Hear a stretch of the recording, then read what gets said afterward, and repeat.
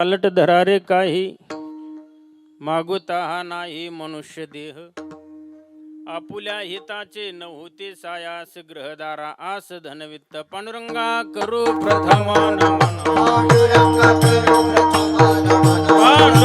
करू प्रथम तुझरे चरण संताचे या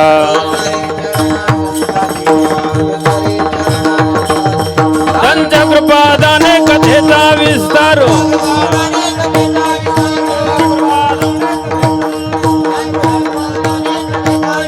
बाबाजी सद्गुरुदास तुका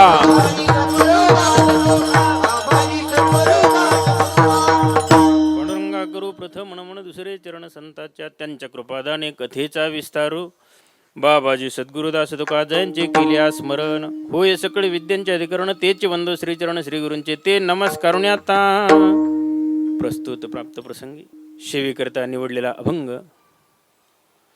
महान भगवत भक्त श्रीमंत श्री विश्वभूषण वाणी सम्राट कैवल्य गुणनिधान विद्वत जन मानस मराल वैराग्यस्य परममूर्ती ज्ञानेश प्रिय तुकोबराय यांचा 5 चरणाचा अभंग सेवेकरिता निवडलेला असून या अभंगामधून जगद्गुरु तुकाराम महाराज तुम्हा आम्हा सर्व संसारिक जीवांना एक प्रकारचा उपदेश करतात. विठाला विठाला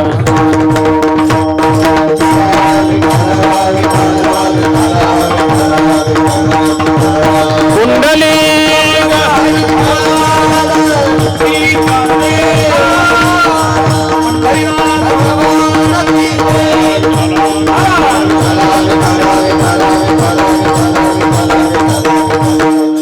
सेवा किम निमित्त चालू आहे सर्वांना ज्ञात असलं तरी सुद्धा वक्ता या नात्याने सांगण्याचं आद्य कर्तव्य ठरतं म्हणून सांगतो. प्रतिवर्षाप्रमाणे याही वर्षी अतिशय भव्य दिव्य अशा स्वरूपामध्ये अगदी आपल्या तालुक्याच्या पारमार्थिक वैभवाला शोभावा अशा पद्धतीचा हा सुंदर नामयज्ञ स्वानंद सुखनिवासी ब्रह्मविद वरिष्ठ निष्काम कर्मयोगी गुरुनाम गुरु वैकुंठवासी रंगनाथ महाराज परभणीकर गुरुजी त्यांच्या पुण्यस्मरणाच्या निमित्ताने चालू असणारा हा अखंड हरिनाम सप्ताह तुषार महाराज एकनाथ महाराजांकडे अतिशय सुंदर तयारी केली. त्याचप्रमाणे दुसऱ्या महाराजांचं काय नाव आहे प्रफुल्ल महाराज, त्याच्यानंतर सुरवशे महाराज कीर्तनकार आदरणीय पांडू महाराज त्यांना सुद्धा कोटी कोटी धन्यवाद बरं का. समोर बसलेले सगळे पारमार्थ प्रेमी ज्यांचं विशेष असं प्रेम आहे आदरणीय आमचे घुमरी पिंपळून आलेले एकनाथ महाराजांवरती प्रेम करणारे माणसे हे सगळे आदरणीय आमचे माधवभाऊ आहेत त्यांना देखील कोटी कोटी धन्यवाद. महाराजांचे सासरे आहेत वडील या ठिकाणी उपस्थित आहेत. महाराजांचं नाव काय मला माहिती नाही काळे महाराज ते या ठिकाणी उपस्थित आहेत. त्यांना फक्त मी फोटोच बघतो इथं ते या ठिकाणी उपस्थित आहेत त्यांनाही कोटी कोटी धन्यवाद. तुळशीवाल्या मावशी आहेत त्यांना सुद्धा कोटी कोटी धन्यवाद देतो. आता कोण राहिलं नाही नाव घ्यायचं आदरणीय आमची विनेकरी राहिले ना बापू विनेकरी त्यांनी राग राग बघितलं माझ्या ध्यानात आलं त्यांचं नाव राहिलंय महादेव महाराज त्यांना सुद्धा कोटी कोटी धन्यवाद. सगळे महाराज मंडळी सगळ्यांच्या चरणी नतमस्तक करून सेवेला सुरुवात करतो. विठाला विठाला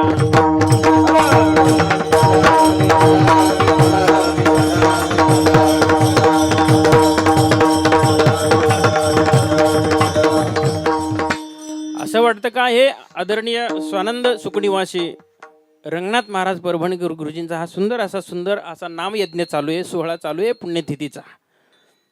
पण असं नाही का फक्त देहऱ्यामध्येच चालू आहे, हा वैकुंठामध्ये सुद्धा त्या ठिकाणी. कारण हे दुसऱ्यासाठी समाजासाठी जगलेले हे महात्मे आहेत आणि अशाच महात्म्याची पुण्यतिथी. आता इथून पाठीमाग किती राजे जन्माला आलेत मेलेत पुन्हा जन्मतेन मरतेन उदंडचे झाले जन्मनिया मेले होवनिया गेले रावरंक त्यांचे नाव कोणी नेघेच्या राजाने. आज कोणी नाव घेतय नाही घेतलं नाही घेणार नाहीत.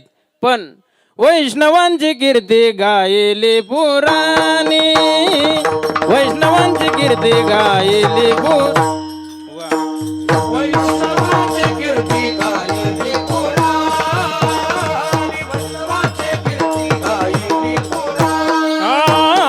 वैष्णवांची कीर्ती गायले पुराणे वैष्णवांची कीर्ती गायले पुराणे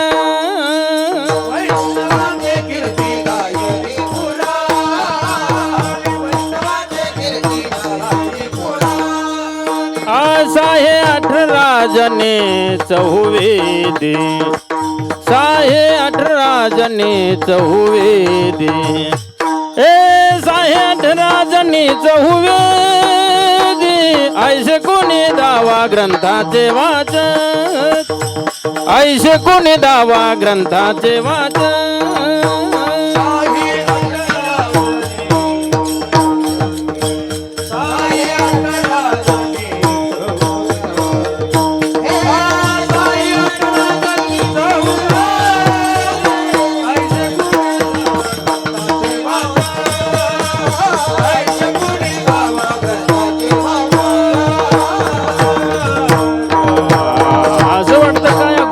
पुण्यस्मरणाचा सोहळा फक्त देहऱ्यामध्येच आहे. देहऱ्यामध्ये नाही. तुका म्हणे गाजे वैकुंठी सोहळा, याही भूमंडळा माझी कीर्ती. समाजासाठी जीवन जगले, स्वस्थितीला प्राप्त झालेले असून सुद्धा, स्वस्वरूपाला प्राप्त झालेले असून सुद्धा पुन्हा महात्मे संत महात्मे जीवन जगतात. ते समाजासाठी, परोपकार करण्यासाठी, या जगाला सन्मार्ग दाखवण्यासाठी. आणि मग अशाच महात्म्याची पुण्यतिथी होत असते, अशाच महात्म्याची कीर्ती होत असते. असं नाही का देहऱ्यामध्ये चालू आहे, वैकुंठामध्ये मृत्यूलोकामध्ये फक्त याच महात्म्याची पुण्यस्मरण या ठिकाणी साजर होत असते. हे लक्षात ठेवा. अशाच महात्म्याची कीर्ती राहत होत असते. अनेक प्रमाण आहेत. विठाला विठाला विठाला विठाला विठाला. ते चालू होत नाही का महाराज? काय झालं? माझे मन विक्षिप्त झालं बरं का आता त्याच्यामुळं. नाही, महाराज म्हणतात वैकुंठामध्ये सुद्धा संत महात्म्याची कीर्ती. उभय लोकी उत्तम कीर्ती, देवचित्ती राहिलिया, देवचित्ती राहिलिया, देवचित्ती राहिलिया. उभय लोकी उत्तम कीर्ती, देवचित्ती राहिलिया, देवचित्ती राहिलिया, देवचित्ती राहिलिया. उभय लोकी उत्तम कीर्ती,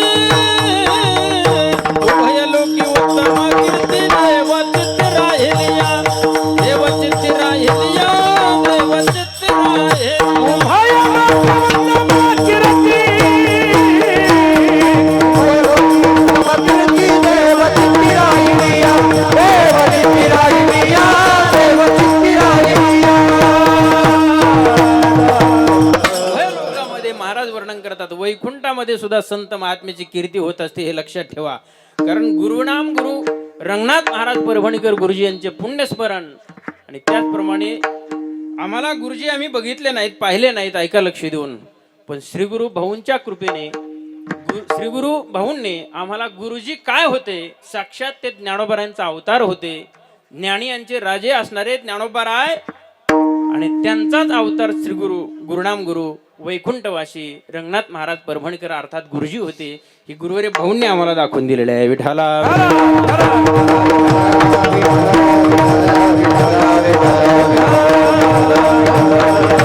गुरुजींचं जे ज्ञान होतं तेच ज्ञान, तीच वाणी श्री गुरु भाऊंनी पुढे त्याचा प्रचार प्रसार सगळे विद्यार्थी त्या ठिकाणी कुठलेही पैसे न घेता श्री गुरु भाऊंनी ते पार पाडलं. आणि आजही ते आमचे गुरुवारी गणेश महाराज पाटील त्या ठिकाणी चालवतात.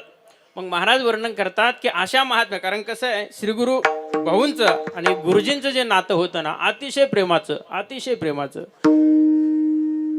बोलतो थोडंसं दाडसाने, काही वावगं कुणी मानू नका, त्याच्यामध्ये वेगळं काही वाटू देऊ नका. पण भगवान श्रीकृष्णाने गीतेमध्ये सांगितलेलं तत्वज्ञान जोपर्यंत ज्ञानोबरांच्या मुखातून व्यक्त होत नाही तोपर्यंत त्या शब्दाचे अर्थ सांगणारे भरपूर होते, पुष्कळ होते. पण भगवंताचं मनोगत ओळखून बोलणारे फक्त ज्ञानोबराय होते. तसं श्री गुरु गुरुनाम गुरु गुरुजींचे शब्द ओळखून जगणारे भरपूर होते. पण गुरुजींचं मनोगत ओळखून बोलणारे फक्त भाऊ होते. विठाला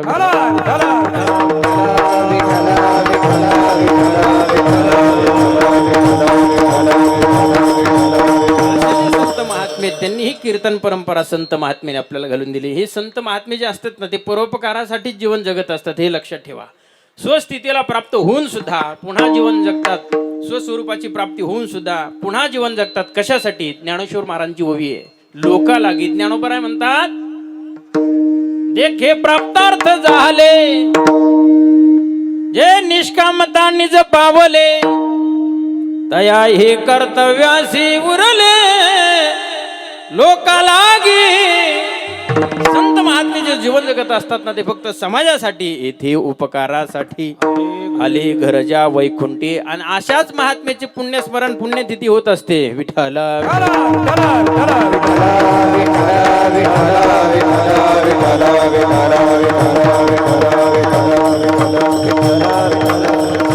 संत महात्म्यांनी ही कीर्तन परंपरा आपल्याला घालून दिलेली. हे काय टाइमपास आहे का? कीर्तन हे उद्धाराचं साधन आहे. या कीर्तनामध्ये आल्यानंतर होय अंग हरिरूप, हे शरीर हरिरूप होऊन जातं.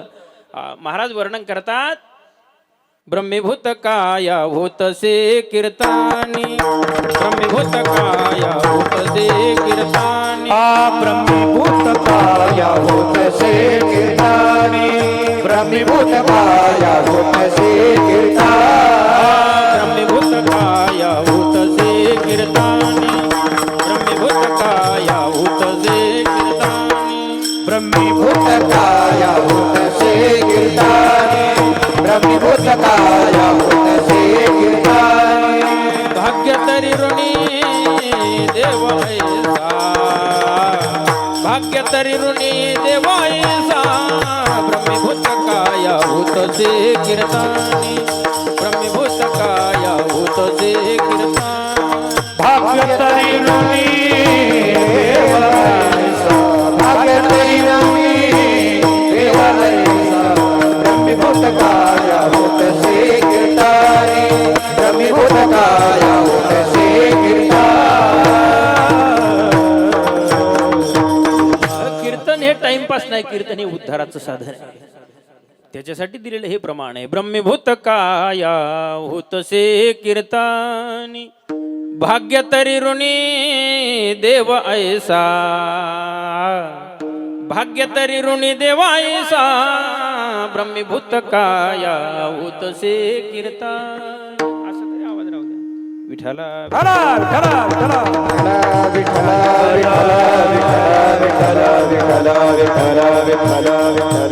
संत महात्म्यांनी ही कीर्तन परंपरा आपल्याला घालून दिलेली आहे. मला सांगा, तुम्ही सगळे परमार्थ करता ते सुखाच्या अपेक्षेने की नाही? संसार करत असताना प्रत्येकाला कशाची अपेक्षा हो?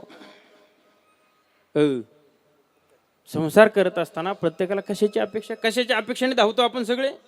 सुखाच्या अपेक्षेने. रात्रंदिवस सकाळी झोपेतून उठल्यापासून रात्री झोपे जाईपर्यंत अविश्रांत माणसाचे प्रयत्न चालू आहेत. ते केवळ फक्त सुखासाठी आहेत. मग संसारामध्ये कुणी सुखी झालंय का? संसार दुःखाचा आहे. दुःख बांधवडी आहे हा संसार, सुखाचा विचार नाही कुठे. मग या दुःखातून वेगळं करण्यासाठी संत महात्मे पाया पडून विनंती करून हात जोडून सांगतात, विनवितो सकळा जना, विनवितो सकळा जना, कर जोडून थोराला ना, कर जोडून थोराला. विनवितो सकळा जना, विनवितो सकळा जना, कर जोडून थोराला, कर जोडून थोराला.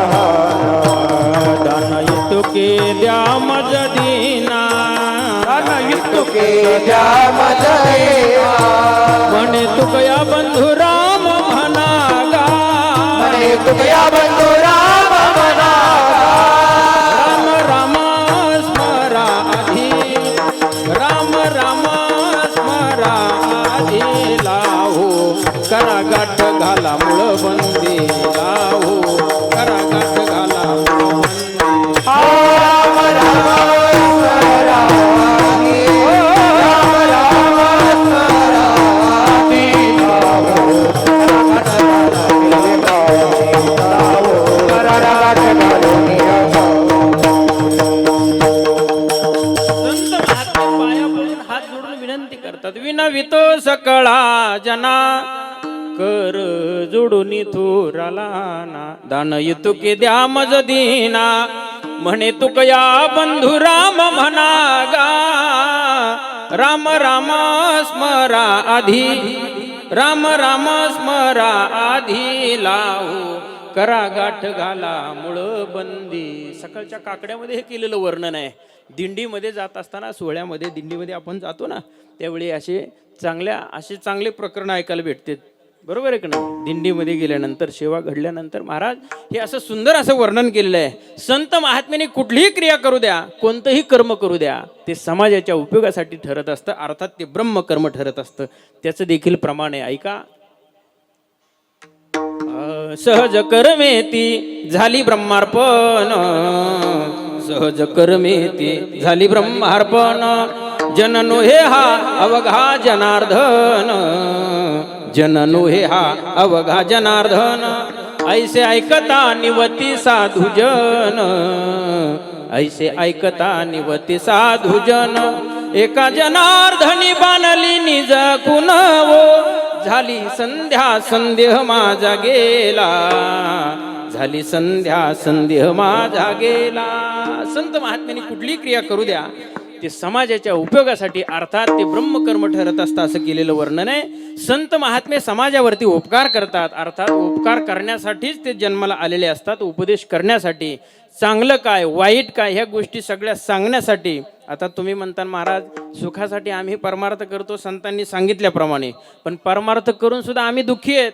मग परमार्थ करणारी सुद्धा माणसं दुःखी दिसतात का नाही सांगा? सगळे परमार्थ करतात का नाही? आता परमार्थ करतात म्हणून तर तुम्ही इथे कीर्तनाला आलात. मग मला सांगा, परमार्थ करणारी माणसं सुद्धा दुःखीच आहेत, काय कारण आहे? विठाला विठाला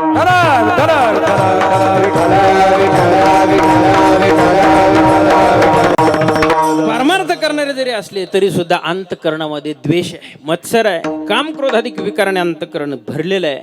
मग अंतःकरण शुद्ध व्हावं, अंतःकरण रिकामं व्हावं, त्याच्यासाठी ही कीर्तन सप्तेत ही का टाइमपास आहे का? कीर्तन ऐकल्यानंतर, नामस्मरण केल्यानंतर अंतःकरण शुद्ध होतं, आणि त्या शुद्ध झालेल्या अंतःकरणामध्ये त्या शुद्ध ब्रह्मचैतन्याचं अपरोक्ष रूपाने ज्ञान जीवाला प्राप्त होत असतं. ज्ञानातले दोन प्रकार सांगितलेले आहेत, एक परोक्ष ज्ञान आहे आणि दुसरं अपरोक्ष ज्ञान आहे. परोक्ष ज्ञान कशाला म्हणावं आणि अपरोक्ष ज्ञान कशाला म्हणावं, पंचदशी कारणे असं केलेलं वर्णन आहे. अस्ति ब्रह्मेति चेद्वेद परोक्ष ज्ञानमेव तत्, पण अहम ब्रह्मेति चेद्वेद साक्षात्कारच उच्यते. जगतामध्ये ब्रह्म आहे असं कळणं याला परोक्ष ज्ञान म्हणतात, आणि मीच स्वतः ब्रह्मरूप आहे याची जाणीव होणं याला अपरोक्ष ज्ञान म्हटलेलं आहे. विठाला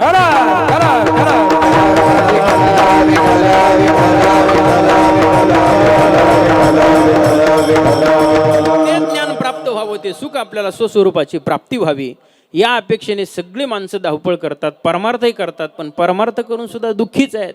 का दुःखी आहेत? अंतःकरणामध्ये द्वेष आहे. सगळ्या वाऱ्या चालू आहेत, आळंदीची चालू आहे, पंढरपूरची चालू आहे, पैठणची वारी चालू आहे, पण वारी करून घरी आला गावामध्ये की दुसऱ्याच्या उकाळ पाकाळ काढणार, हा असाच आहे तो तसाच आहे, याने असं केलं त्यांनी तसं केलं.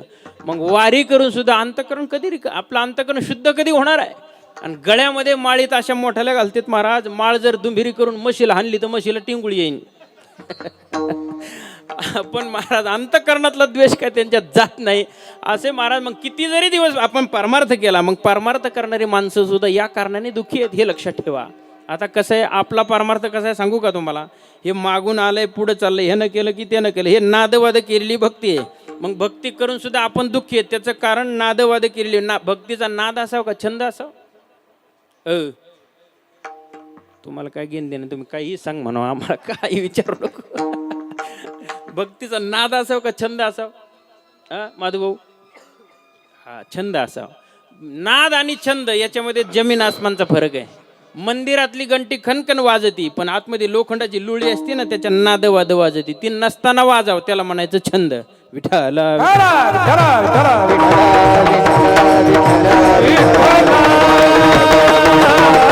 आपण जे सगळे दुःखी आहेत ना परमार्थ करून सुद्धा, त्याचं कारण हे नादवाद भक्ती करतो.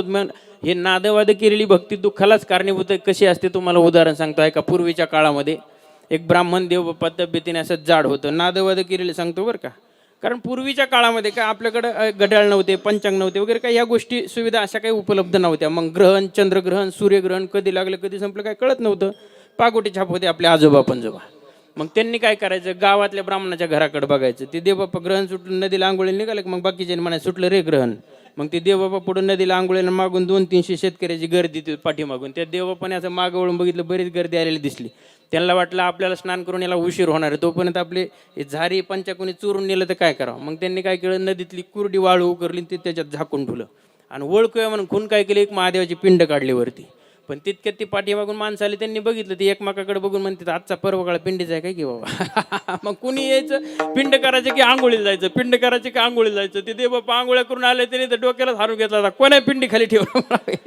म्हणजे हे नादवाद केलेली भक्ती अशी असते. ऐका, अजून एक गोष्ट आठवली म्हणून सांगतो. एक देव बाप्पा असं तब्येतीने जरा जाड होते. ते कुठे सत्यनारायणच्या पूजाला जायचं म्हणलं, सवळं घालून जायचं ना पूजेला. ते पूजेला बसताना काय व्हायचं, तब्येत जरा जाड असल्यामुळं ते सवळं घातलेलं राहायचं ना, ते बसताना मागचा काष्ट असतं ना, काष्टा ते फिटायचं, कारण पुरत नव्हतं ना, ते तब्येत जरा जाड होती. योगायोगाने ते ब्राह्मण मेल्यानंतर त्याच्या पोराने पूजा सुरू केली. ते पोरगं कुठं सत्यनारायणच्या पूजेला जायचं म्हणलं, ते सवळं घालून जायचं ना, तिथं बसताना ते काष्टा फेडायचं आणि मग बसायचं. त्याला विचारलं असं का करतो, ते मला आमचा बाप फेडीत होता. अरे त्याला पुरत होत नव्हतं, तू कम फेडीत हो. हे नादवाद केलेली भक्ती अशी असते विठ्ठला.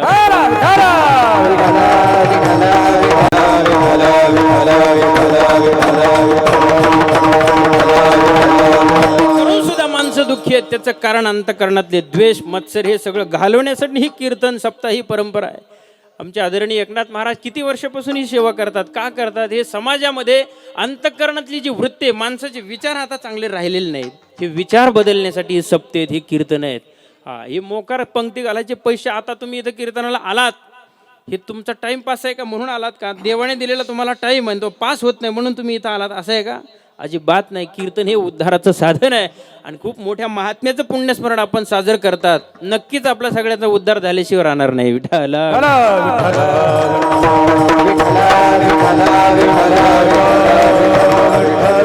आता काय झालेलं अलीकडच्या काळामध्ये, माणसं परमार्थ भक्ती करताना दिसतात, पण अंतःकरणामध्ये द्वेष आणि मत्सर. तुम्हाला सांगतो, अहंकार इतका भरलेला आहे, आपलं अंतःकरण बिलकुल आज शुद्ध झालेलं नाही. भक्ती जरी करत असलो तरी सुद्धा अहंकाराने भरलेलं आहे. एवढा अहंकार, एवढा अभिमान आहे माणसाला. किती अभिमानी माणसं आहेत सांग का तुम्हाला. ज्ञानेश्वर महाराज म्हणतात, काही काही माणसं असे ताईट आहेत व्यवहारामध्ये सुद्धा, लवतच नाहीत, वाकतच नाहीत, अजिबात वाकत नाहीत. इतके ताईट आहेत, इतके ताईट आहेत. ही भिंत असते ना, भिंतीचे खांब असतात ना मोठले, त्या खांबासारखे ताईट आहेत. पण त्याही पुढे जाऊन महाराज सांगतात, नुसते खांबासारखे ताईट नाहीत, लोखंडाच्या खांबासारखे ताईट आहेत. त्याच्या पुढे ज्ञानेश्वर महाराज जाऊन सांगतात, नुसते लोखंडाच्या खांबासारखे नाहीत, ते आटीव लोहाचे खांब जैसे. इतके माणसं ताईट आहेत. मग संसारात तुम्हाला सांगू का, नम्र राहायला शिका. कारण नम्र झाल्याशिवाय, तुम्हाला सांगतो, नम्र झाला भूता तेने कोंडिले अनंत. जर आपण नम्र असू परमार्थामध्ये किंवा संसारामध्ये, संसारात मोठं व्हायचं असेल तरी सुद्धा नम्रता अंगी असावी लागते. तुम्हाला सांगतो, भक्तीमध्ये तर भक्तीतलं तर नम्रता जर नसेल भक्तीमध्ये, तर देवाला अजिबात मान्य नाही. तुम्हाला उदाहरण सांगतो. एक वेळेला भगवंताचं जांबुवंती बरोबर लग्न झालं. जांबुवंती म्हणजे आस्वलीन कुलातली, आणि त्या ठिकाणी लग्नासाठी वराड म्हणून आलेले सगळे आस्वलन माकड, सगळे त्या ठिकाणी तेच सगळे. आता जांबुवंती बरोबर लग्न ठरले. लग्न सोहळा मजेत पार पडला. महर्षी नारदे आले होते लग्नासाठी. ऐका, महर्षी नारद त्या ठिकाणी, गायनाचार्य असणारे महर्षी नारद ते त्या ठिकाणी उपस्थित. भगवान म्हणले, नारदा तुम्ही एक नंबरचे गायक आहेत, आपला लग्न सोहळा मजेत पार पडलेला आहे, नाही म्हणायला फक्त गायनाचा कार्यक्रम झाला नाही, तुम्ही एक नंबरचे गायक आहेत, एखादा राग आळवा आणि ऐकवा आमच्या वराडी मंडळीला भजन. आता वराडी कोण होते? आस्वलन माकडं. नारद म्हणले, भगवान तुम्ही माझं जाणून बुजून तापमान करत नाही. तर म्हणले, काय झालं? म्हणले, रानटी पशुला माझं भजन तरी कळेल का? देवाला वाटलं यांना अहंकार झालेला दिसतोय. भगवंताने सांगितलं, घ्या म्हणले तंबुरा, घ्या इकडे तुमचं त्या अस्वलाच्या हातात देत. अहो म्हणले, फोडून टाकेल ती. अहो म्हणले, द्याव. घेतला तंबुरा, दिला अस्वलाच्या हातामध्ये, आणि कृपादृष्टीने त्याच्याकडे बघितलं. त्यानं असा राग आळवायला सुरुवात केली, असलं भजन सुरू केलं. महाराज ज्या जमिनीवर बसून भजन करत होतं ना, त्या भजनाने ती जमीन वितळली आणि ते तंबुरा मध्ये मध्ये चालला, असा खाली गेला. अर्ध्यामध्ये तंबुरा गेल्यावर देवाने सांगितलं, थांबा म्हणले, भजन बंद करा. भजन बंद करा म्हणल्यानंतर त्याने भजन बंद केलं. बंद केल्याबरोबर पुन्हा जमीन जी होती पुन्हा घनीभूत झाली जशाल तशी, पण ते तंबुरा गुतला ना मधी. मग भगवान म्हणले, नारदा तुम्ही एक नंबरचे गायक आहेत, एखादा राग आळवा, जमिनीचं पाणी करा, सुटा तंबुरा घेऊन म्हणले. आता माझे गायन रसाळ पूर्ण, हा नारदाशी चढला अभिमान, अस्वला मुखे संपूर्ण राग श्रीकृष्ण आळविले. महाराज वर्णन करतात, अहंकार भक्तीमध्ये देवाला मान्य होत नाही. नम्रता जर अंगी असेल तर कुठलीही गोष्ट माणसाची सहज होते. अजून एक उदाहरण सांगतो, म्हणजे तुमच्या लक्षात येईल. थोडं भजन करा. विठाला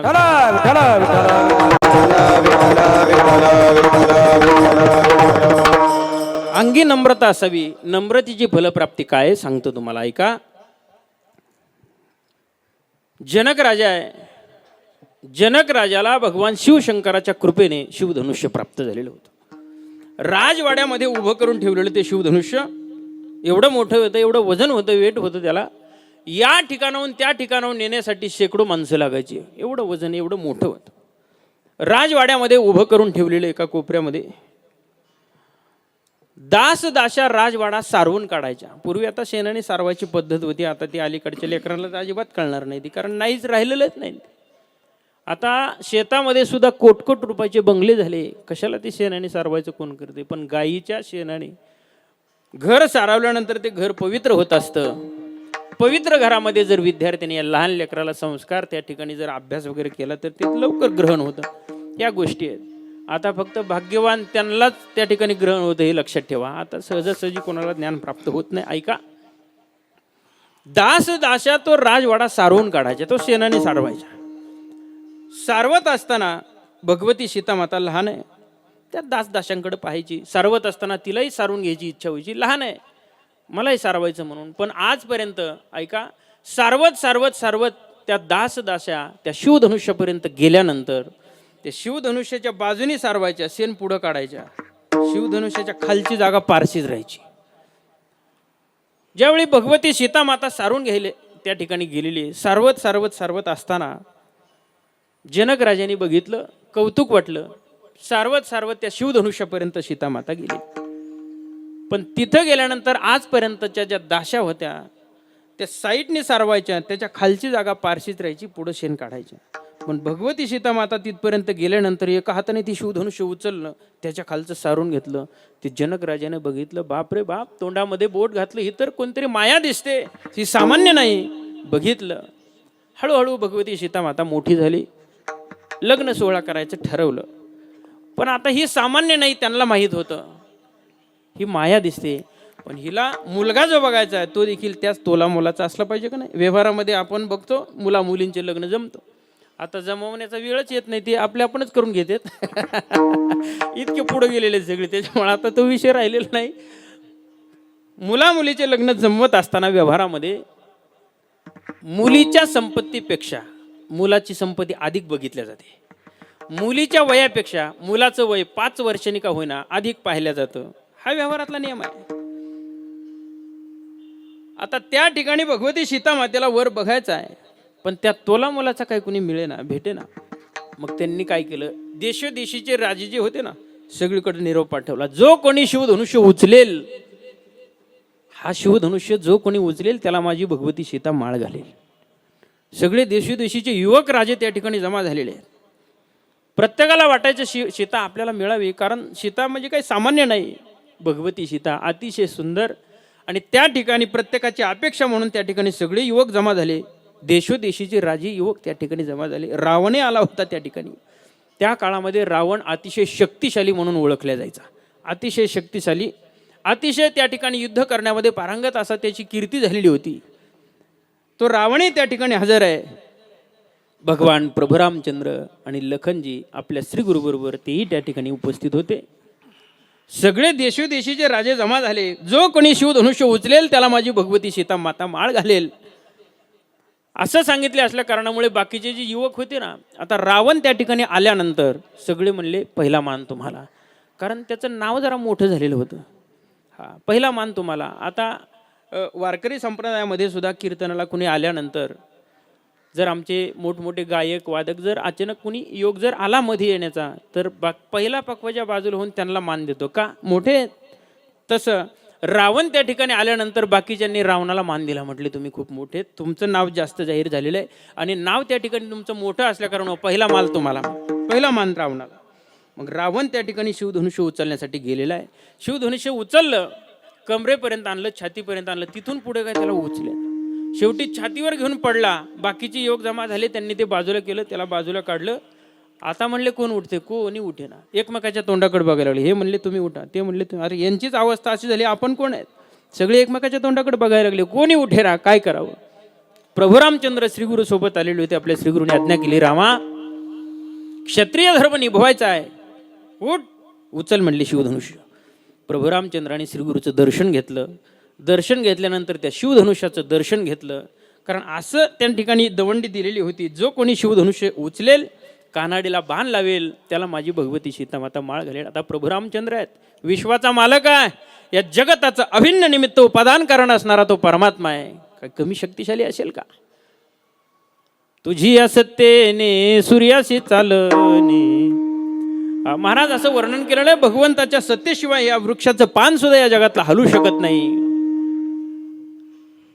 पाऊस पडतो तो सुद्धा भगवंताच्या कृपेनेच वृक्षाचं पान हलतं. तुम्ही आम्ही चालतो ते सुद्धा भगवंताच्या कृपेने, त्याच्या आशीर्वादाने. तो भगवान परमात्मा अर्थात प्रभू रामचंद्र त्या ठिकाणी उभे राहिलेले. त्या शिवधनुष्याचं दर्शन घेतलं, एका हातानं शिवधनुष्य उचललं, कानाडीला बाण लावून ते शिव तितक्यात ते मोडलं, खाली टाकून दिलं. जे जे कार झाला. आता भगवती सीतामातेचं प्रभू रामचंद्राचं लग्न आहे. एवढा लग्न सोहळा मजेमध्ये, एवढा आनंदी आनंद त्या ठिकाणी. ब्राह्मणाला बोलवलं, सगळे त्या ठिकाणी आलेलेच होते बाकीचे. आता सुंदर असा लग्न सोहळा त्या ठिकाणी पार पडणार आहे. सगळे त्या ठिकाणी जमा झालेले आहेत. वराडी मंडळी तर आयतेच आलेले होते. सगळे जमा झाले. लग्न सोहळा त्या ठिकाणी ब्राह्मणाने दोन्ही उभं केले. चौरंगावरती प्रभू रामचंद्र. नवरदेवाला कुठं उभं करतात? चौरंगच असतो ना. तुम्ही असेच का बा, तुमचे लग्नच झाले नाहीत असे बसले तुम्ही. जरा बोला कीर्तनामध्ये. असं चुकून बसल्यामुळे जर कीर्तनाला काही काय आता इथं तरी महाराज, कारण कसं आहे काही काही ठिकाणी कीर्तनाला बापू आमच्या नशिबाला असे भेटतात ना, बस ते दाव्यालाच आणून बसलेत असं वाटतं. इथं कीर्तन करायला उभं राहिले मग लक्षात येतं ही काय परिस्थिती. जर खालच्यांनी काही बोलले नाही, काय हसले नाही. आता काही काही ठिकाणी एकनाथ महाराज आमच्या नशिबाला असे भेटतात, विनोद सांगितला तरी हसत नाहीत. एखादा वेदांताचा सिद्धांत मांडला काही हावभाव नाही. एखादी चाल आपली बिंबीच्या देठापासून त्यांना चांगलं वाटावं असं म्हणलं, काही फरक पडत अजिबात. असे निबर गट निसते, असे असे पारा असे तुम्हाला सांगतो, असे सुकून असे बारीक तोंड करून असं समोर बसले एक जण. त्याला म्हणलं असं एवढं बारीक तोंड कम केलं? ते म्हणलं एखादं आहे. धरू नको रे बाबा, तू पण फ्रेश बसणार जरा समोर. असे महाराज सगळे तुम्हाला सांगतो असं. पण आता इथं वातावरण सगळं चांगलं आहे. एवढ्या जंगलामध्ये सुद्धा तुम्ही एवढे सुंदर या ठिकाणी अगदी प्रसन्न चेहऱ्याने सगळे बसलात. आणि मृदंगाचार्य सुद्धा, गायनाचार्य सुद्धा वर्णन करावं तेवढं थोडंच. काही काही ठिकाणी पक्व जे असे असतात ते पक्व त्याला गुदगुल्यात करतात महाराज. पण गुदगुल्या करून वाजवीत नसते. आता इथं गायक महाराज किती काय वर्णन करावं महाराजांचं. गंधर्वाच्या कृपेने त्यांना गायन प्राप्त झालेलं आहे. गायन ही कला गंधर्वाच्या कृपेने प्राप्त होत असते. आणि त्या देवतेची कृपा पात्र ही माणसं आहेत, सामान्य नाहीत. मृदंग ही कला इंद्राच्या कृपेने पात्र होत असते, त्या ठिकाणी प्राप्त होत असते. हे लक्षात ठेवा. ज्या त्या देवतेची कृपा पात्र ही माणसं आहेत. काय कमी भाग्यवान आहेत का? काही काही ठिकाणी आम्हाला असे नशिबाला पक्वजन गायक गायन तर असे असतात महाराज. अभंग असतो, भाग गेला शिन गेला. ती म्हणतात भाग्य मेल्याचा शिन गेला. अहो एके ठिकाणी प्रमाण म्हणलो मी, भरीला ओलंडोनी रिता करी घट, मिस पानियाचे गोविंदाचे चट. आता याच्या पुढे असा शब्द आहे, चाले झडझडा ओसंडूनी वाट. सरळ पुढे म्हण, चाले झडझडा ओसंडूनी वाट. ज्यांच्या पाठ होतं ते बरोबर म्हणायचे, चाले झडझडा ओसंडूनी वाट. पण माझ्या मागे एक जण उभा होता, त्याच्या काय पाठ नव्हतं, ते एकटाच म्हणायचा, काडी फाडा फाडा ओसातून वाट. आता असे गायक म्हणल्यावर कसं कीर्तन करायचं महाराज. पण इथं सगळे अतिशय तज्ञ आणि अतिशय सुंदर अशा पद्धतीचे आहेत. ऐका, प्रभू रामचंद्राचा आणि सीतामय्याचा लग्न सोहळा हेच सांगत होतो ना मी. घ्या उरकून म्हणा जाऊ. त्या ठिकाणी सुंदर असा लग्न सोहळा. आणि भगवती त्या ठिकाणी लग्नही लागलेलं आहे. चौरंगावरती उभं केलेलं आहे प्रभू रामचंद्राला. पाटावरती उभा आहेत भगवती माता. लग्न सोहळा मजेत पार पडलेला आहे. पण आपल्याकडे पद्धत आहे हिंदू धर्मामध्ये, लग्न लागल्यानंतर नवरीनं नवरदेवाला हार घालावा आणि नवरदेवानं नवरीला हार घालावा. बरोबर आहे की नाही? अशी पद्धत आहे. त्या ठिकाणी प्रभू रामचंद्राची उंची जास्त होती. भगवती सीतामाता हातामध्ये पुष्पमाळा घेऊन उभा आहेत. पण प्रभू काय वाकेनात. आणि त्यातल्या त्यात चौरंगावरती उभे असल्यामुळे अधिक उंची वाढली. वाकेनात काय करावं. बराच वेळ झाला हातामध्ये हार घेऊन उभा आहेत. प्रभू रामचंद्राने विचार केला, म्हणले आता इथं वाकावं तर बाकीचे लोक म्हणते बायकोच्या पुढं कसा वाकला. वाकत नव्हते भगवान. बराच वेळ झालं भगवती सीतामाता हातामध्ये हार घेऊन उभा आहेत, पण वाकत नाहीत. काय करावं. लखन जे होते साईडला बाजूला उभे राहिलेले, बघितलं त्यांनी. वहिनी साहेब, आई साहेब किती वेळ झालं पुष्पमाळा हातात घेऊन उभा आहेत, हिने वाकत नाहीत. हार घालायचा गळ्यामध्ये, वाकत नाहीत. आता यांना वाकवण्याची ताकद माझ्यातच आहे म्हणले, मीच जातो. त्यावेळी लखनजी आले आणि आल्यानंतर प्रभू रामचंद्राचं दर्शन घेतलं. मग दर्शन घेतल्यानंतर प्रति नमस्कार करावं म्हणून भगवान वाकले. वाकल्याबरोबर भगवती सीतामातेनं हार टाकून दिला. मग नम्रतेची एवढी ताकद आहे, दृष्टांत संपला. नम्रतेची एवढी ताकद आहे, देवाला वाकवण्याची ताकद नम्रतेमध्ये आहे. मग आपल्याला व्यवहार जर जिंकायचा असेल तर नम्र राहायला शिका. एवढं जरी आजच्या कीर्तनात कळलं तरी सार्थक झालं. विठाला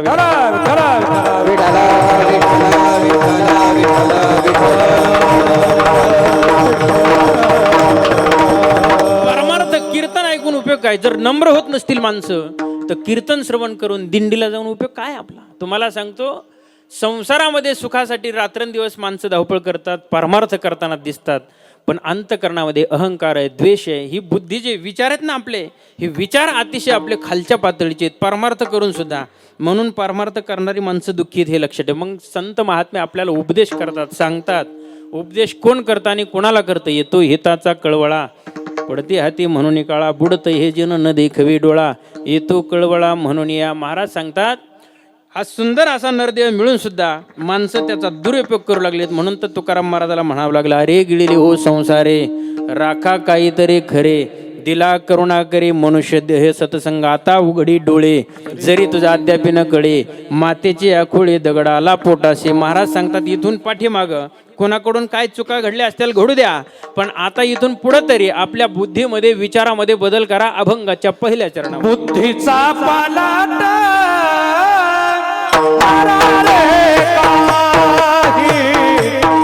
बुद्धीचा पालाट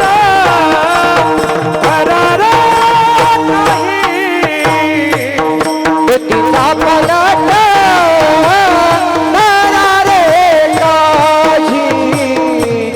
बुद्धीचा पालाट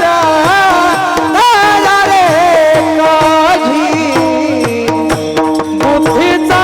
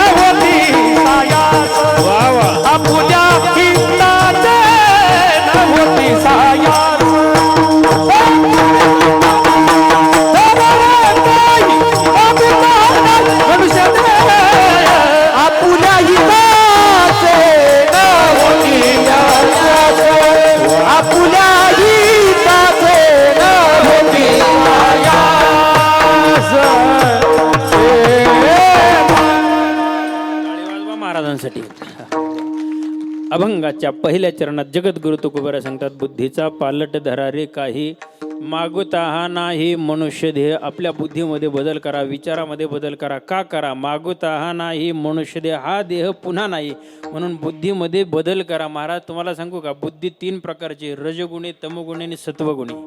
तमगुणी बुद्धीच्या माणसाला पाप पुण्य कळत नाही.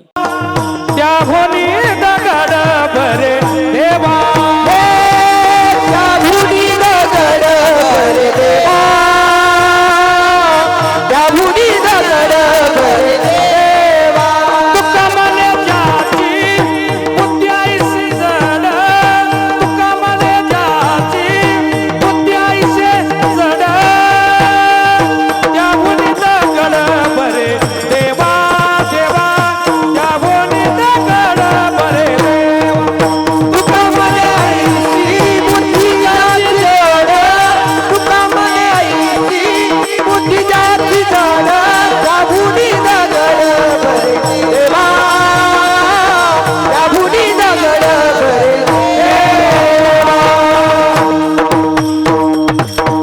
ऐका तुकाराम महाराज काय म्हणते, तुका म्हणे आईशी बुद्धी ज्याची जड.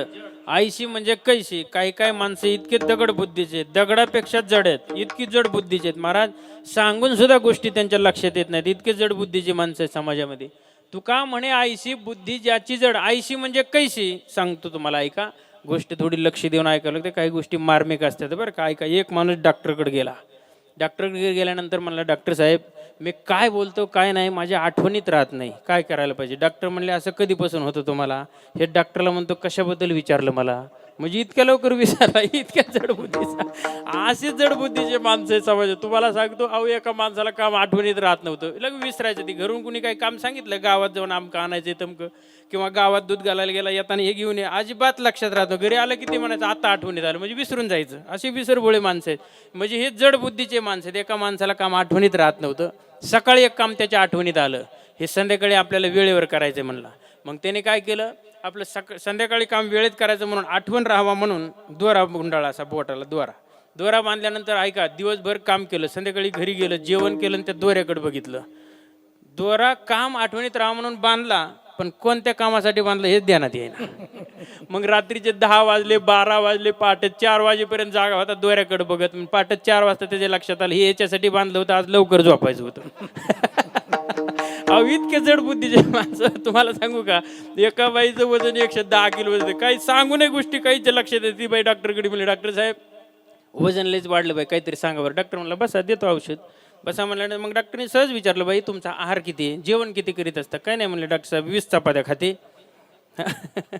बाबू म्हणते ती 20 चपात्या खाते, 10 प्लेट भात खाते आणि 6 प्लेट भाजी खाते. डॉक्टर म्हणला, तुमच्यासाठी आता औषध देतो. ती म्हणली, बस सांगा म्हणली. मग त्यासाठी झाले. ती म्हणली, आता काय करीत? डॉक्टर म्हणले, तुम्ही काय करीत जा मावशी, 20 चपात्या खाण्याच्या ऐवजी 10 खा, 10 प्लेट भात खाण्याच्या ऐवजी 5 खा, आणि 6 प्लेट भाजी खाण्याच्या ऐवजी 3च खा. आता हे तुमच्यासाठी औषधच आहे. ती म्हणते, हे जेवण केल्यावर घेऊ का जेवायच्या आधी घेऊ?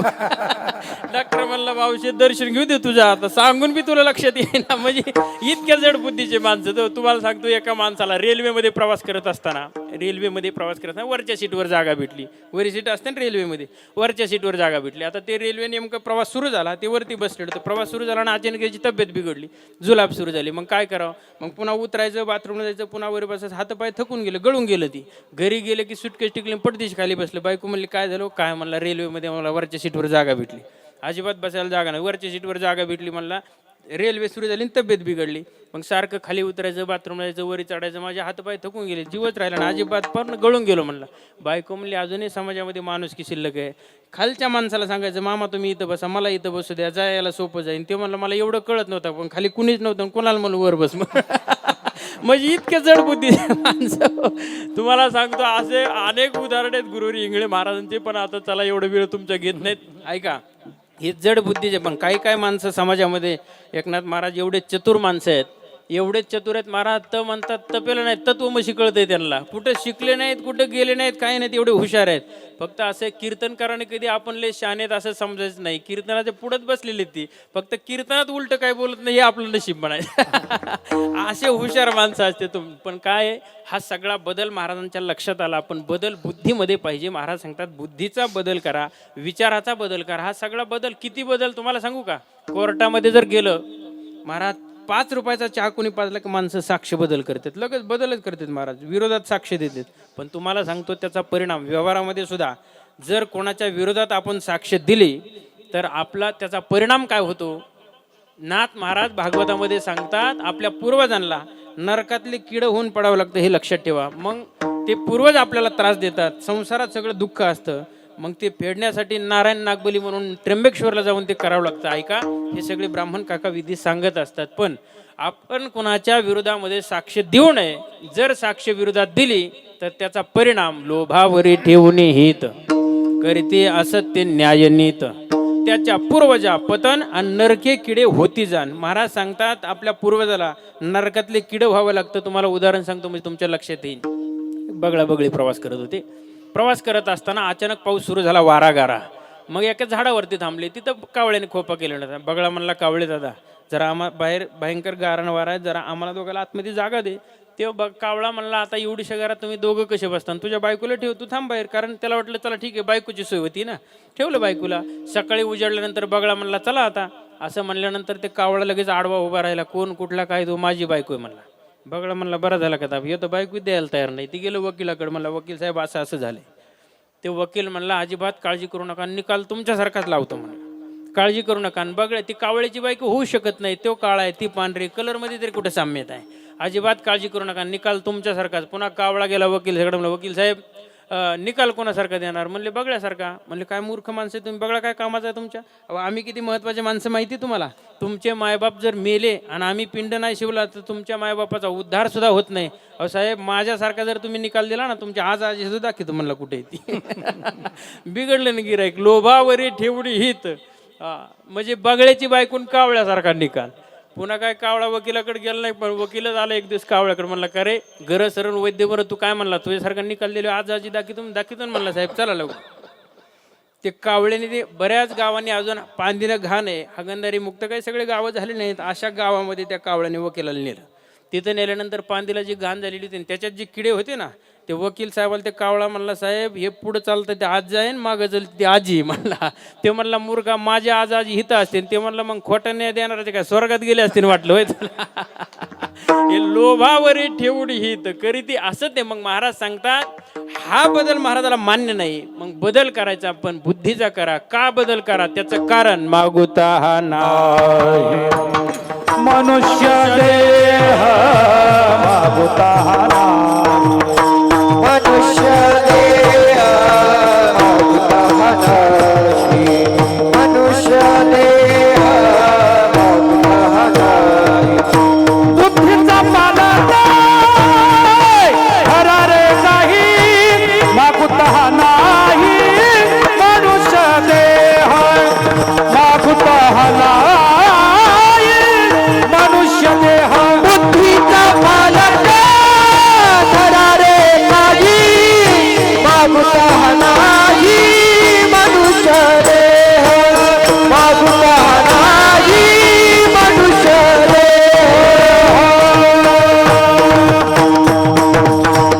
बदल करा. का करा? मागोता हा नाही मनुष्य देह.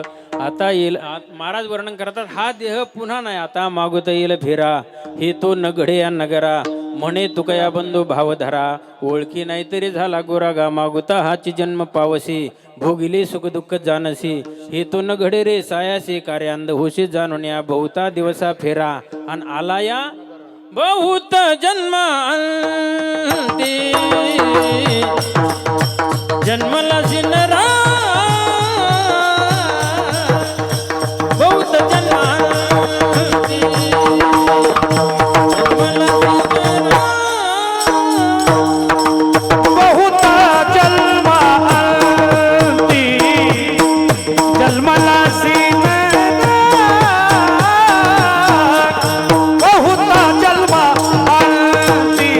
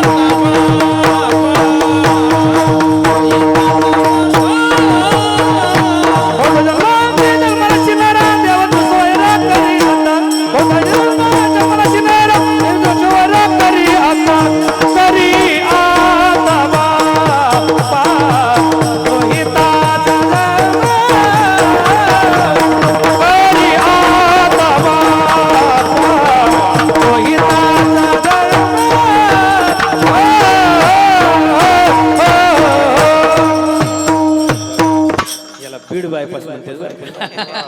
गुरुवारी इंगळे महाराजांचं चाली आहे, महाराजांना माहिती आहे. आता सगळे तयार गायक वादक आहेत, त्याच्यामुळं इथं कशाचीच कमी नाही. महाराज गुरुवारी इंगळे महाराज होते, अशा वारकरी चाली महाराजांच्या. खरं तुम्हाला सांगतो, मी जे कीर्तनकार झालो ना गुरुवारी इंगळे महाराजांमुळं, कारण महाराजांचे संबंध त्यांचं कीर्तन ऐकलं आमच्या गावाला आले होते आणि त्यांची कॅसेट जशाला तशी पाठ केली. आणि मग गावातल्याला माहिती झालं हे कीर्तन येते. माझ्या गळ्यात माळ सुद्धा नव्हती, मी आपल्या दिदी एवढाच होतो.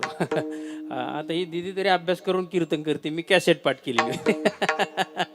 आणि मग त्या संबंधाने गुरुवारी भाऊकडे जाण्याचा योग आला आणि त्या संबंधातून तुमच्या समोर कीर्तन करण्याचा योग आदरणीय महाराजांच्या मुळे प्राप्त झालेला आहे. तुमच्या सर्वांच्या दर्शनाचा योग, हा सुवर्ण योग माझ्या जीवनामध्ये गुरुजींच्या सप्त्यात अतिशय भाग्याने ही सेवा मला प्राप्त झालेली आहे. विठ्ठला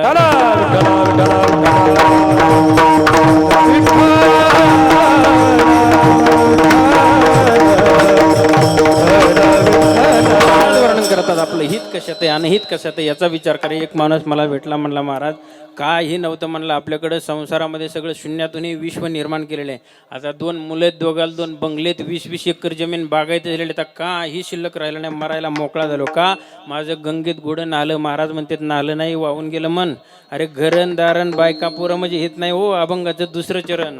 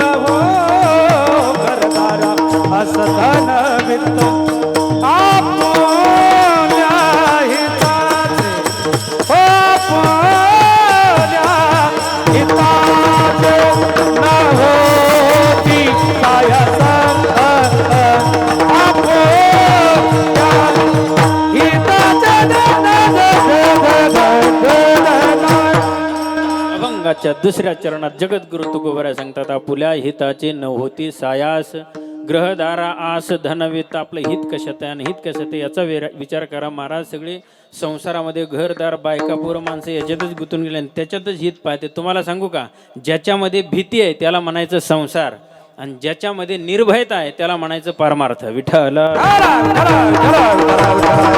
माणसाला भीती, सगळे माणसं घाबरतात, कुठलं ना कुठलं दुःख आहे महाराज, चिंता आहे, काळजी आहे, सगळ्या अंतःकरणामध्ये सगळ्या गोष्टी आहेत. पण संत महात्मे कधी घाबरतात, कधी भीतात? अजिबात नाही. का? त्यांना माहिती आहे आमची सगळी काळजी करणारा भगवान आहे, म्हणून आता आम्हाला भीती नाही. अब महाराज वर्णन करतात, आता भय नाही ऐसे वाटे जीवा, आता भय नाही ऐसे वाटे जीवा, आता भय नाही ऐसे वाटे जीवा, आता भय नाही ऐसे वाटे जीवा, आता भय नाही ऐसे वाटे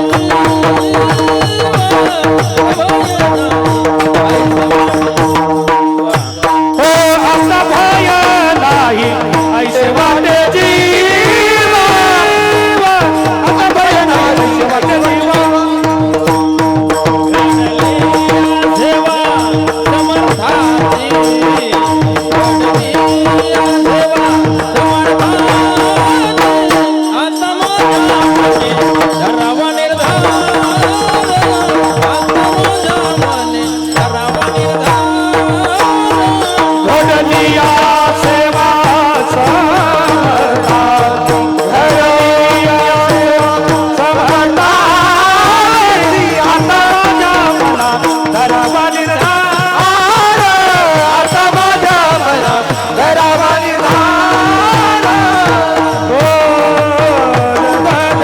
संसारामध्ये सगळं दुःख महाराज ओतप्रोत सगळं दुःखच भरलेलं आहे, पण परमार्थामध्ये भजन भक्ती महाराज सांगतात सगळी चिंता भगवंताला करावं लागते. जर आपण सेवा केली, भजन भक्ती सगळं निष्ठेनं श्रद्धेनं भावनेनं जर आपण परमार्थ केला तर सगळी चिंता देवाला करावं लागते. महाराज तुकाराम महाराज म्हणतात आम्हाला कसलंही संकट येऊ द्या, पण आम्हाला पूर्ण विश्वास आहे ते संकट निवारण करणारा भगवान आहे. म्हणून महाराज म्हणतात हरीची या भक्ता नाही भय चिंता, हरीची या भक्ता नाही भय चिंता, दुःख निवारिता नारायण, दुःख निवारिता नारायण. हरिचिया भक्ता नाही भय चिंता, हरिचिया भक्ता नाही भय चिंता,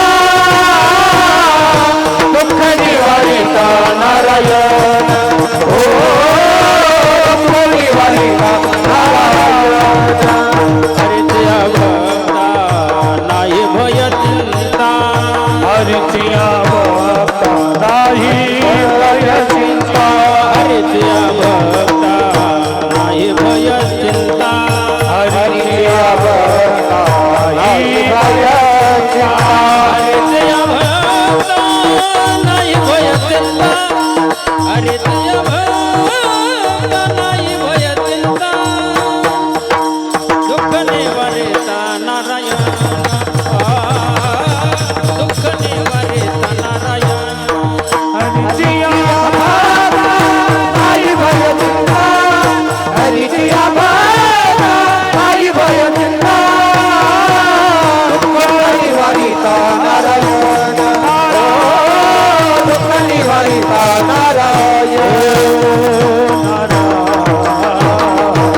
सगळं दुःख निवारण करणारा तो भगवान परमात्मा असल्या कारणामुळे आम्हाला कुठली चिंता नाही संसाराची. आता आपण सगळे संसार करतो सुखाच्या अपेक्षेने, पण सगळं महाराज दुःखच आहे. तुम्हाला सांगू का, हे घरदार बायका पोरं आपल्यावर कुठपर्यंत प्रेम करतात सांगू का? हे आपल्याला दिसतात ना बायका पोरं प्रेम करताना, हे कुठपर्यंत प्रेम करतात ऐका. जोवरे चळण गा तोवरे म्हणते माझा, मानेतील अन थोर देह सुखाच्या काजा, इंद्रिय मावळले आला बागुलाजा, कैसा विपरीत झाला तोची देह नव्हे तुझा, धनवंत पुरुषाशी श्री लवटव करे कैशी, तुकडा देखुनी सुने जैशी, हलवी पुष्याशी कोकान. बघा तुम्ही आपल्या बायकोला मनपसंत साडीन मनपसंत दागिने, बायको कशी पुढं पुढं करते, पण महाराज सांगतात तेच जर आपल्याकडे काही पैसे नसतील, अडचणी असतील, एखाद्या दिवाळीला त्याला म्हणा राहू दे आता एवढे वेळेस घे ॲडजस्ट करून घे समजून, ती म्हणते बसा गप तुम्हाला तर काय अक्कलच नाही का, त्या धनाची झाली या तुटी, मग श्री वसवणी लागे पाठी, आता नावडती तुमच्या गोष्टी, ती म्हणते बसा गप तुम्हाला काय अक्कल, कारण नक्कलच नाही म्हणून अक्कल नाही ना, नक्कल असल्यावर सगळ्या गोष्टीत हे सगळे प्रेम करताना जे दिसतात ना, हे सगळे पैशावर प्रेम करण्यात, आपल्या कोणी प्रेम करण्यात, आपलं हित कशात याचा विचार करा. तुम्हाला उदाहरण सांगतो मी तुमच्या लक्षात येईल. एक मित्र दुसऱ्या मित्राला भेटला, म्हणलं का रे सोमवारीवर म्हणला नगरला, म्हणलं का, म्हणलं एका मुलीचं आणि माझं रजिस्टर मॅरेज आहे, म्हणला आम्ही एवढं प्रेम करतो ते एका मारुती, आई वडिलांच्या विरोधात जाऊन आम्हाला लग्न करायचं आहे, कोर्टामध्ये लग्न करायचं आहे म्हणलं. ते म्हणलं मित्र म्हणला सोमवार नाही मला काम आहे, म्हणला मंगळवारी घरी येईन म्हणला भेटायला. हे गेलं दुसऱ्या दिवशी मंगळवारी. म्हणलं काल किती वाजता झाला कार्यक्रम, म्हणलं कोणता, म्हणलं रजिस्टर मॅरेज. नाही जमलं म्हणलं, कालची कालच बिघडली ती. म्हणलं कसं काय, म्हणलं हो त्या मुलीचं माझं तिच्या एवढं प्रेम होतं, प्रेमाच्या आणाभाकासुद्धा घेतल्या होत्या, मग कसं काय बिघडलं. तेव्हा म्हणला तिथं कोर्टात गेल्या होती, मला एक प्रश्न विचारला, तुमच्या नावाने बँकेत किती पैसे आहेत. मी म्हणलं रुपयासुद्धा नाही. तसं म्हणलं की तिथूनच आले राव म्हणलं माघारी. ते मित्र म्हणलं कशाचं प्रेम आणि कशाचं काय, माझं असंच झालं होतं म्हणला, एका मुलीचं माझं रजिस्टर मॅरेज ठरलं होतं. तिथं गेल्यावर तिने हाच प्रश्न मला विचारला होता, तुमच्या नावानं बँकेत किती पैसे आहेत. मी म्हणलं माझ्याकडे रुपये नाही, पण आमचे जे चुलते आहेत ना त्यांच्या नावानं 25 लाख रुपये आहेत आणि ते आपल्यालाच होणार आहेत. ते म्हणलं मी तसं म्हणलं की तिने चुलत्याबरोबरच लग्न लावलं, मी आलो म्हणलं माघारी. म्हणजे हे कशावर सगळे प्रेम, पैशावर प्रेम करणारे माणसं आहेत. आपल्या कोणी आपलं हित कसं ते याचा विचार. तुम्हाला सांगू का, ते शहरला सकाळी सकाळी पोहायला जाते, त्याला काय म्हणते, सकाळी सकाळी पोहायला जातात बघा, हा स्विमिंग पूल. ते एका माणसाने काय केलं, बायकोला आणि पोराला घेऊन गेला. तिथं गेल्यानंतर बायकोला आणि पोराला असं मागं ठेवलं, लांब 2 पावलं पुढं टाकायचं, म्हणायचं पुढे येऊ नका बरं का, पाणी लय खोल आहे. बायको म्हणली कळतंय आम्हाला, जातो मी तुमचं. हे पुन्हा 2 पावलं पुढं काळजीने मागं बघायचं, पुढे येऊ नका. बायको म्हणली कळते की जातो मी तुम्ही. हे गेलं, काढले कपडे, टाकली उडी, लागलं पवायला. ते बारकं पोरगं होतं आणि ते म्हणलं आई मी जाऊ का जाऊ. ती म्हणली नको बाबा पाणी लय खोल आहे. मग ते म्हणलं पप्पा कसे पावते, म्हणली त्यांचा विमा काढायला. विम्यावर टपलेली गिरायक यांचं काय प्रेम करतो. महाराज सांगतात संसारामध्ये कोणी कोणावर प्रेम करत, आपलं हित कशात याचा विचार करा. हित ते करावे देवाचे, हित ते करावे देवाचे, हित ते करावे देवाचे चित्तार, हित ते करावे देवाचे चित्तार. करुणिया मन शुद्ध भावे, सगळ्यांच्या पाया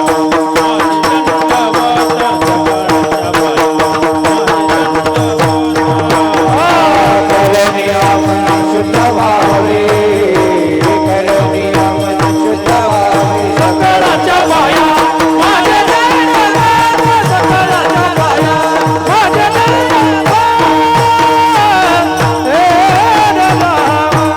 महाराज वर्णन करतात आपलं हित कशात आहे आणि हित कशात आहे याचा विचार करा. कारण हा जो नरदेह मिळालेला आहे ना, तो आपल्याला अचानक मिळालेला हा नरदेह, आंधळ्याच्या टाळीमध्ये कावळा सापडावा त्या पद्धतीने हा नरदेह मिळालेला. म्हणून भजन भक्ती सगळं याच देहामध्ये महाराज सांगतात, पावला हा देह काकटाळी न्याय, या नेमाप्रमाणे आपल्याला अचानक मिळालेला आहे. अभंगाच्या 3ऱ्या चरणात वर्णन. अवचितन दान सापडले हाती, अवचितन दान सापडले हाती, अवचितन दान सापडले हाती, अवचितन दान सापडले हाती, अवचितन दान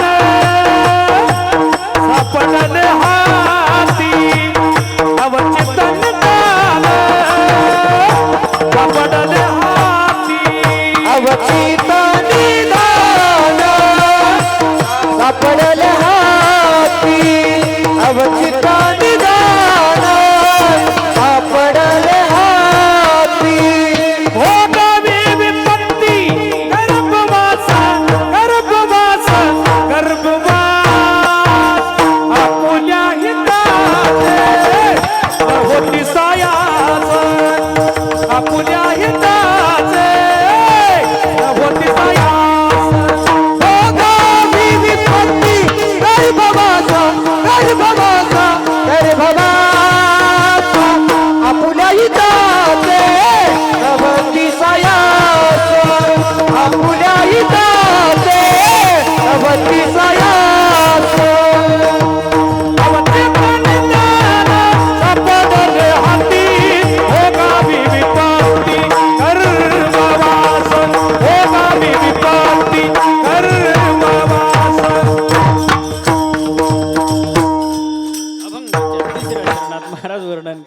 क्वचित निधान लागले हाती भोगावे विपत्ती गर्भवास. आपल्याला काय अचानक असा आंधळ्याच्या टाळीमध्ये कावळा सापडावा त्या पद्धतीने हा नरदेव मिळालेला आहे. मग याचा दुरुपयोग करू नका. तुम्हाला सांगतो संधीचं सोनं करा, संधीचा कोळसा करू नका. जगद्गुरु तुकोबारा सांगतात जर भजन भक्ती केले नाही तर पुन्हा जन्मायचे पुन्हा मरायचे. गर्भवासाचं दुःख का कमी आहे का? गर्भवासामध्ये किती दुःख आहे. मातेच्या उदर कोरी पचवणी विष्टीच्या दातरी उकडून नवमास करी जन्मजन्मने मरते विष्टाले पचुहीकडे नाकी तोंडे कुर्मीकडे. गर्भवासाचे दुःख गाडे कवना पुढे सांगावे. हा जीव आईच्या गर्भामध्ये असताना सारखी देवाची विनंती करत असतो. एक वेळ रे या दुःख क्या बात आहे. एक वेळ रे या दुःख एक वेळ तारी या दुःखा वेगळे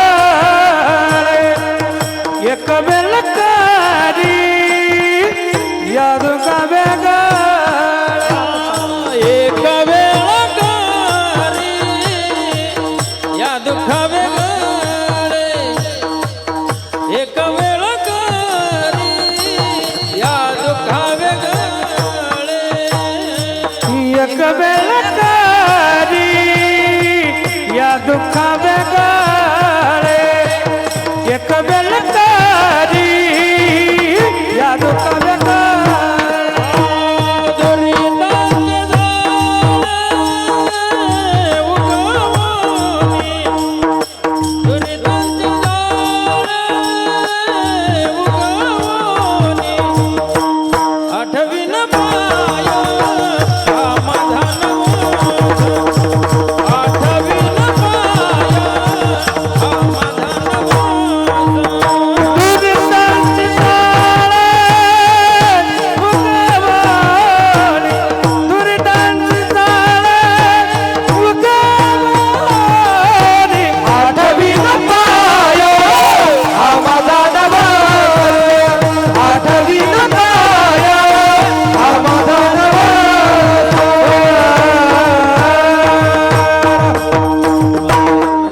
आईच्या पोटामध्ये गर्भामध्ये सुद्धा दुःख आहे. मग सारखं आपल्याला नरक यातना त्या ठिकाणी भोगावं लागणार आहे. जोपर्यंत आपला नरदेह आहे तोपर्यंत भजन भक्ती करा. नाही केलं तर यावे जावे पुढे आईशेचे कारण यावे पतन नरकवास. आपुल्या हिताचे न होते सायास ग्रहदारा आस धनवित्त विठोबा रखुमाई.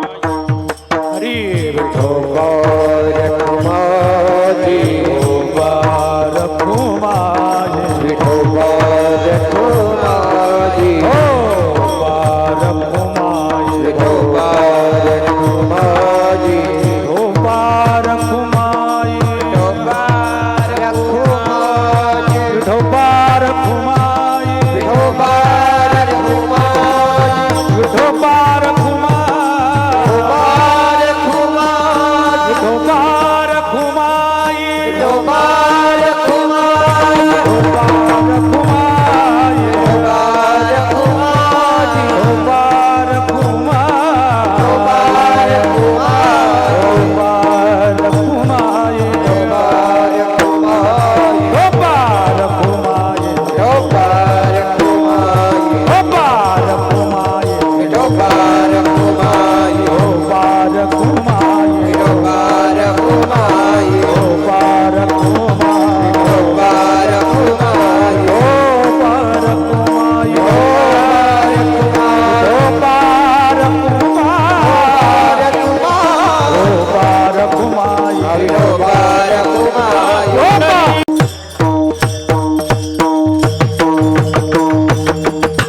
नियोजित वेळ आपली संपुष्टात आलेली आहे. त्यामुळे जास्त वेळ तुमचा घेणार नाही. आता फक्त 5 मिनिटं राहिलेत. 5 मिनिटामध्ये अभंगाच्या शेवटच्या चरणाचा भावार्थ आपल्याला बघायचा आहे.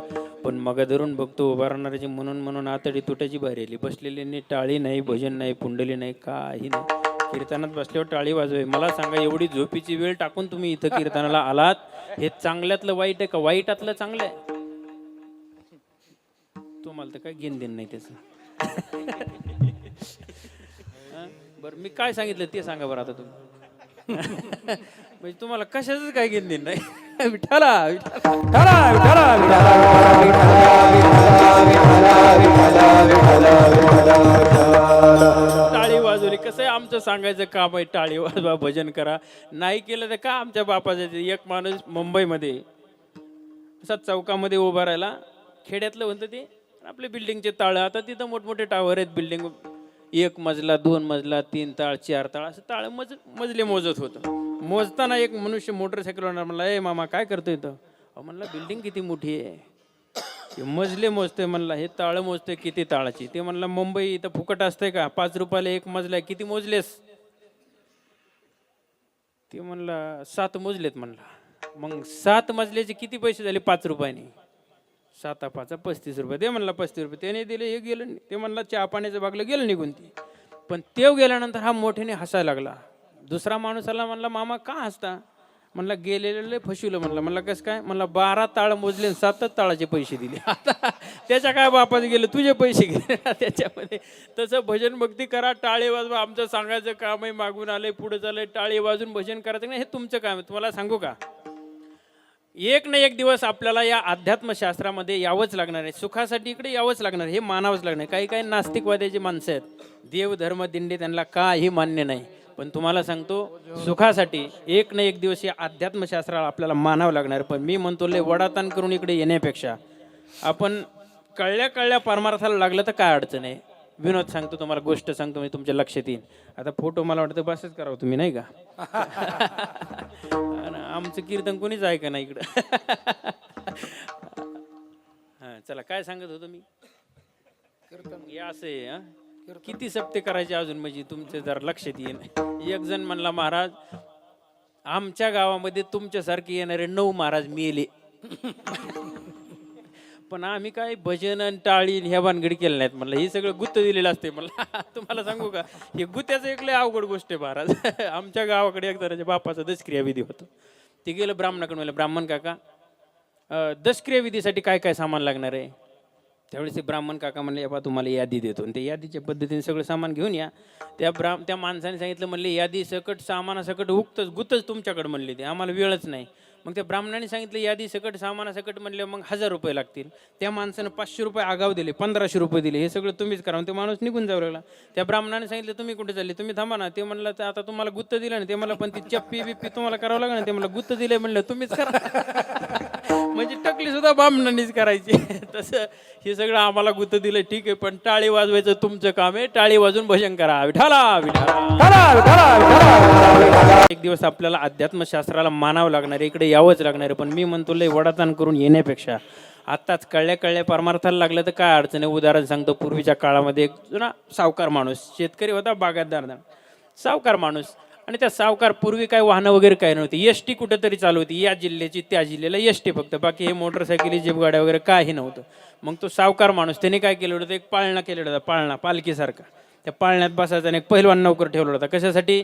ते पालखी डोक्यावर घेऊन ते पहिलवान त्याला इकडे तिकडे कुठं जवळपास 10-15 किलोमीटर जायचं म्हणलं की त्या पालखीत बसून तो जात होता. मग एके दिवशी त्या मालकाला जायचं होतं बीडला. मग त्यांनी सांगितले, म्हटले आता हे आपल्याला पालखीत जाणं येणं 4-2 दिवस आपले जाणार आहे, त्यापेक्षा मी सकाळची एसटीने जातो.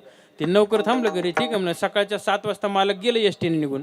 गेल्यानंतर 9-10 वाजता ते बैठकीत बसलेला होता ना ते सांभाळणारा तर नौकर, त्याने त्या 9-10 वाजता काय झालं, मालकाच्या गोठ्यातली म्हैस सुटली, दावत उडली आणि ती म्हैस निघून जाऊ लागली. पण नौकर तिथं होता. त्या मालकीने बघितलं, म्हणले मामा तेवढी म्हैस बांधा ना. ते म्हणलं म्हशी बांधा नाही राहिलो, आपली बोली फक्त पालखी वाहने. आपण पालखीशिवाय दुसरं कुठलं कामच करू शकत नाही. ते म्हणले तुमच्या पाया पडते. ते म्हणलं काय उपयोग होणार? 10-12 पाया पडली पण काही याने बांधली नाही. त्याच्या समोरून म्हैस निघून गेली. आता बाई माणूस शिवारात कुठे फिरणार हो. मग त्याने काय झालं, 5 वाजता मालक आले बीडवरून. आल्यानंतर त्या मालकीने विचारलं, म्हणले नौकर कुठला ठेवला? म्हणले काय झालं? अहो तुम्ही बीडला सकाळी निघून गेले, सकाळी 9-10 वाजता म्हशीनं गोठ्यातलं दावत उडलं, म्हैस त्याच्या समोरून निघून गेले, 10-12 पाया पडले पण नाही बांधली. ते म्हणलं का नाही बांधली? ते म्हणलं आपली बोली नाही, आपली बोली फक्त पालखी वाहने. त्या मालकाने सगळं ऐकून घेतलं, पद्धतशीर जेवण केलं आणि पालखीत बसला. त्याला मला गे डोक्यावर, चल म्हणला कुठं? म्हणला म्हैस बघाय. बाबू मेलो गड म्हणला. त्याला डोक्यावर घेतलं, सऱ्या शिवारात फिरलं आणि ती मसाड बांधली. तसं पालखी डोक्यावर घेऊन मसाड बांधण्यापेक्षा कळल्या परमार्थाला लागलं तर काय अडचण आहे. भजन भक्ती सगळ्या गोष्टी करता येतात. पुन्हा हा चान्स नाही. हा जो सुवर्ण योग आपल्या जीवनामध्ये प्राप्त झालेला आहे भजन भक्ती करण्याचा, मनुष्य देह प्राप्त होण्याचा, हा चान्स पुन्हा नाही. म्हणून महाराज म्हणतात, तो कमने धरी आठवया देही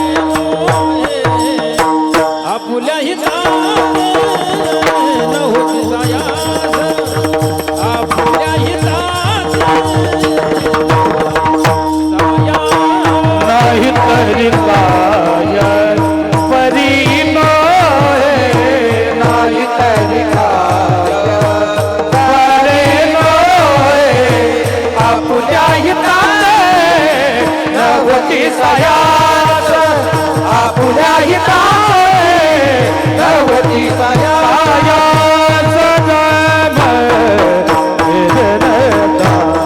अभंगाच्या शेवटच्या चरणात जगद्गुरु तुकोबरा सांगतात, तुका म्हणे धरी आठवया देही नाही तरी काही बरे नो हे आपुल्या हिताचे न होते सायास ग्रहदारा आस धनवेत्त ज्ञानेश्वर माऊली ज्ञानराज माऊली ज्ञानेश्वर माऊली ज्ञानराज माऊली महाराज ज्ञानेश्वर माऊली ज्ञानराज माऊली ज्ञानेश्वर माऊली ज्ञानराज माऊली ज्ञानेश्वर माऊली ज्ञानराज माऊली ज्ञानेश्वर माऊली ज्ञानराज माऊली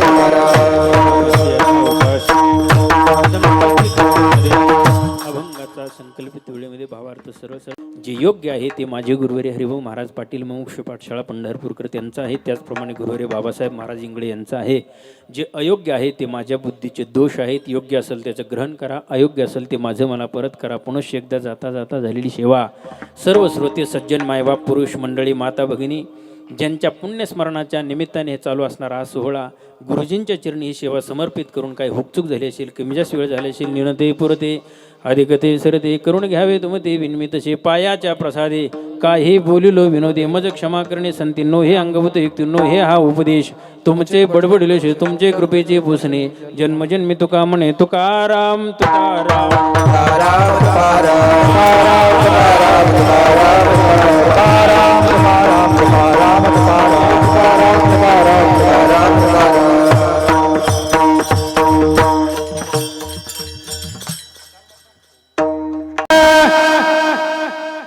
हरि तुक मन ना धरी आठवया दे तुक मन धरी आठवया दे कमन धारी आठवया दे तू कमन धारी आठवया दे नाही तरी काय बरे आहे नाही तरी काय बरे आहे आपल्या हिताचे नव्हती आपल्या हिताचे नव्हती साया नाशी कधी काजी बारे नवे नाशी कधी काजी बारे नवे आपल्या हिताचे नवती सायास आपल्या हिताचे नवती सायास ग्रहदारा आस ग्रहदारा आस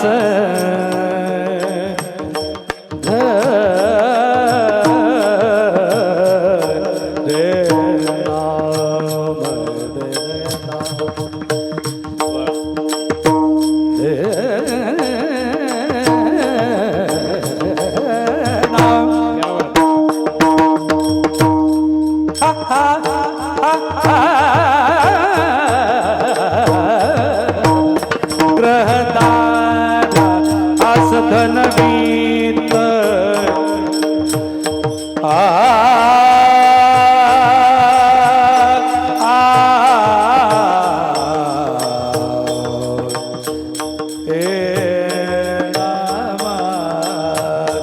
हरि ग्रहदारा आस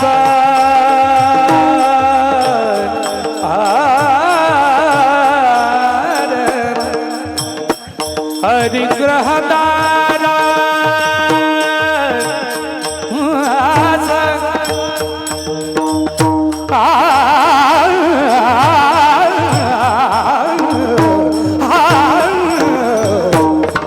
धरधर अस धनविंद धनविंद धनविंद हे धनविंद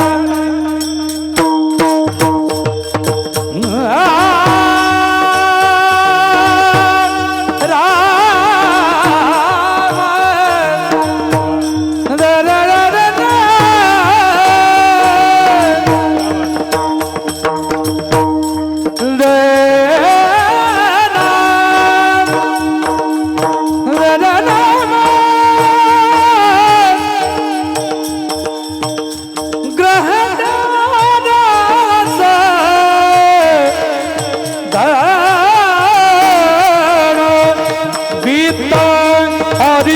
मोहदार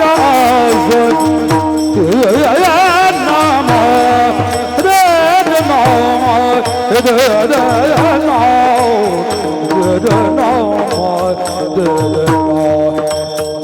जो भजे हरि को सदा हरि जो भजे हरि को सदा सोई परम पद पावेगा सोई परम पद पावेगा रहदारा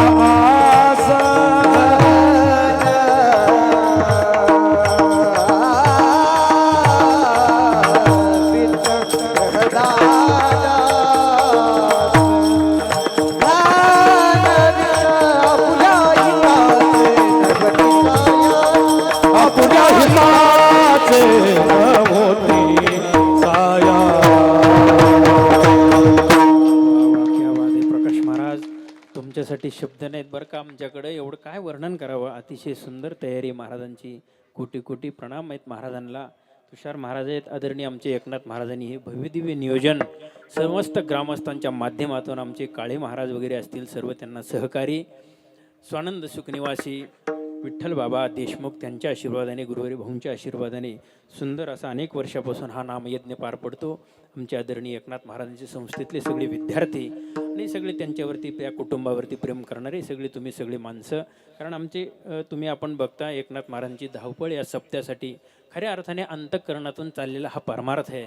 आमच्या आदरणीय सन्माननीय वहिनीसुद्धा क्रांती वहिनी त्याही तितक्याच तोलामोलाने त्यांच्या पाठीमागे उभ्या आहेत. परमार्थाला कसं असतं, मालकाचा परमार्थ सक्षम हवा ही जर अपेक्षा असेल, ही जर काळजी असेल तर ती पत्नीला असावी.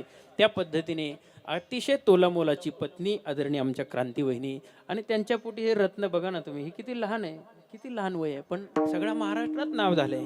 एवढी लहान आहे. आमचे शिवम महाराज सुद्धा अतिशय सुंदर या ठिकाणी कुटुंब आहे. तुम्ही सगळेजण त्यांना सहकार्य करतात. किती आनंदाची गोष्ट आहे. सगळ्यांच्या चरणी कोटी कोटी कोटी नतमस्तक होऊन सेवेला पूर्ण विराम देतो. विठ्ठल जय जय विठ्ठल जय जय जय